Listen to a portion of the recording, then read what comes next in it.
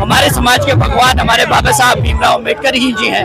उनकी वजह से हमें वोट करने का अधिकार मिला, पढ़ने लिखने का अधिकार मिला, अपनी बात रखने का अधिकार मिला। तो जो हमें जीने का अधिकार दे पाया वही हमारा भगवान है। अभी अभी आपने कांग्रेस की भरपूर बुराई की, पर जो बीजेपी के लोगों ने जब बाबा साहब का अपमान किया है उनके लिए आपने एक शब्द भी नहीं कहा सर।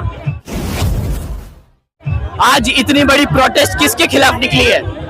आप जो ऐसी बातें करते हो कि आपको लगता है आप ऐसे फ्रेम करोगे क्वेश्चन तो आपको क्या लगता है आपको कोई बाइट मिल जाएगी, बहुत हेडलाइन मिलेगी? इतनी बड़ी प्रोटेस्ट बहुजन समाज पार्टी किसके खिलाफ कर रही है? ये कांग्रेस के लोग जो नीला पट्टा, नीली टी शर्ट और साड़ी पहनकर आज का ढोंग कर रहे हैं, बाबा साहब के नाम पर राजनीति करने की कोशिश कर रहे हैं। आप लोगों को और कोई बाइट नहीं मिलेगी, आप लोगों को और कोई बाइट नहीं मिलेगी, आप लोगों को और कोई बाइट नहीं मिलेगी। अब चलने दीजिए।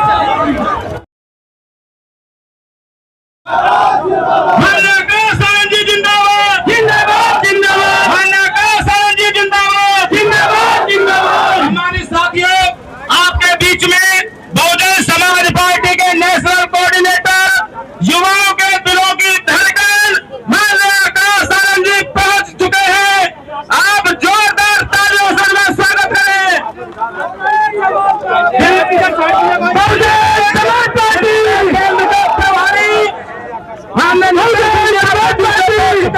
आप जोरदार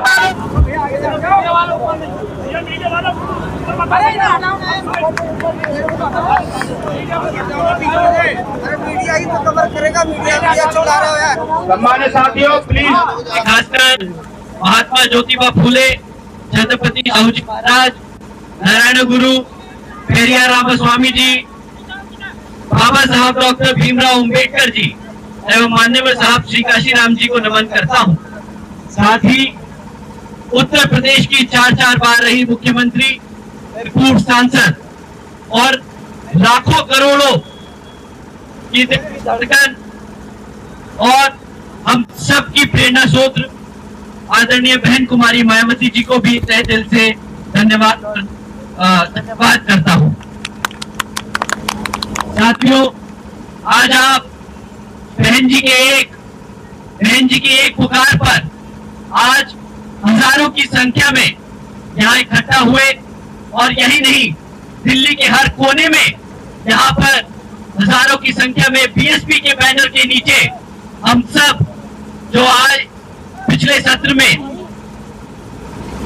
जो के गृह मंत्री जी ने अपशब्द कहे हमारे बाबा साहब के लिए, तो उसके लिए उनके सम्मान में आदरणीय बहन कुमारी मायावती जी के एक आवाज पर आप सब इतनी बड़ी संख्या में सड़कों पे उतरे, उसके लिए मैं आप सभी का तहे दिल से धन्यवाद करता हूं। साथियों, ये आप लोगों के दिल की बात, ये आप लोगों के मन में जो आपके दिल को आपकी भावनाओं को जो ठेस पहुंचाए, आदरणीय गृह मंत्री जी ने ऐसी टिप्पणी कर हमारे बाबा साहब के खिलाफ, तो इससे जो गृह मंत्री जी की बातें हैं उससे बिल्कुल जायज सबको दिखता है। इट्स वेरी एविडेंट कि वो हमारे समाज को आज तक वो सम्मान ना दे पाए अपने दिल से, ना वो राजनीतिक तौर पर आज तक हमारे समाज के लिए वो काम कर पाए, ना आने वाले समय में काम कर पाएंगे। साथियों, एक तो गृह मंत्री जी ने ऐसी टिप्पणी कर दी कि बाबा साहब का नाम लेंगे तो बाबा साहब की जगह अगर इतनी बार हम भगवान का नाम लेते तो स्वर्ग प्राप्त कर लेते।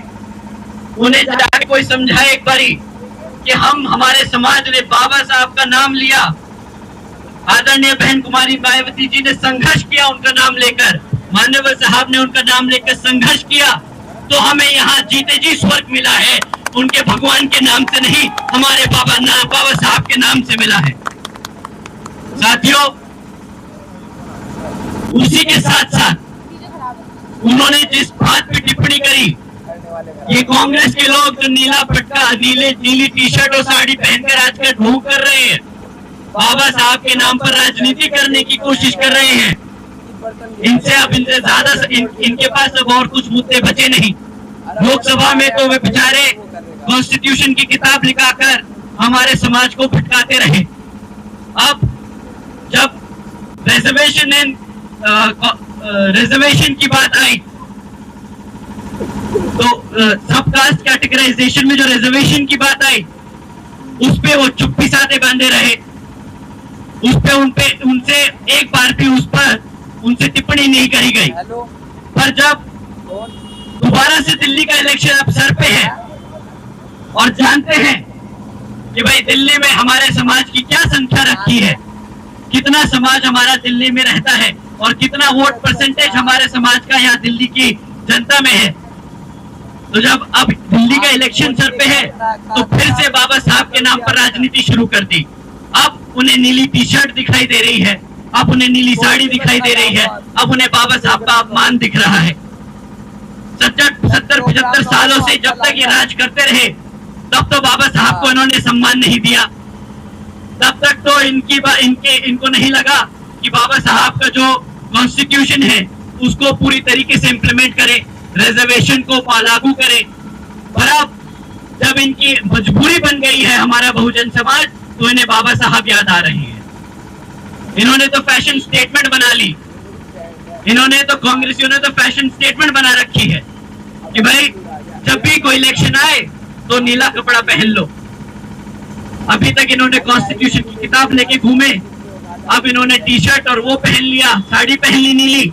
अब बस इनके पास और कोई ज्यादा विकल्प बचा नहीं, बहुजन समाज पार्टी का पटका पहन के और तो संसद में पहुंच जाए। क्योंकि ये जानते हैं साथियों, ये जानते हैं कि हाथ के निशान पर वोट नहीं दबेगा, हाथ के निशान पर इन्हें हमारे समाज का वोट नहीं मिलेगा। अब इन्हें वोट मिलेगा तो आदरणीय बहन कुमारी मायावती जी के नेतृत्व में रहकर मिलेगा। तो साथियों, मैं अपनी बात यही समक्ष में आप लोगों के बीच में रखते हुए आज का जो हम ज्ञापन डीएम के माध्यम से यहाँ पर राष्ट्रपति जी को देना चाहते हैं, तो उसमें आप सब शांतिपूर्वक और जैसा आदरणीय बहन कुमारी मायावती जी ने हमें निर्देश दिए हैं कि हम शांतिपूर्वक यहाँ पर इस मार्च पास्ट को कंडक्ट करेंगे, वहां पर हम अपना ज्ञापन देंगे और अपनी बात रखेंगे। हम कोई मुर्दाबाद के नारे नहीं लगाएंगे, हम सिर्फ अपने बाबा साहब के नारे लगाएंगे, हम आदरणीय बहन कुमारी मायावती जी के नारे लगाएंगे और हम अपने बाबा साहब के नारे लगाएंगे। ठीक है साथियों, अपनी बात यही समाप्त करते हुए आप सभी का धन्यवाद। जय भीम, जय भारत। सर बीजेपी के बारे में भी तो कुछ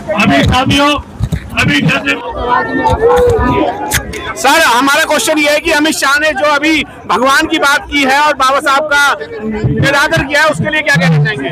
जैसा मैंने अभी दोबारा कहा कि जो वो उन्होंने बात कही उससे हमारे समाज को ठेस पहुंची। वो इसलिए पहुंची क्योंकि हमारे समाज के भगवान हमारे बाबा साहब भीमराव अम्बेडकर ही जी हैं।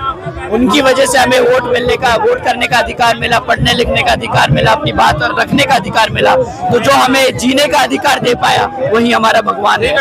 अभी आपने कांग्रेस की भरपूर बुराई की, पर जो बीजेपी के लोगों ने जब बाबा साहब का अपमान किया है उनके लिए आपने एक शब्द भी नहीं कहा। सर, आज इतनी बड़ी प्रोटेस्ट किसके खिलाफ निकली है?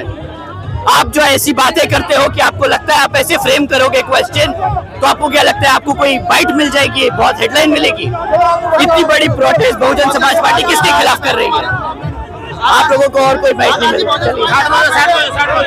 अब चलने दीजिए।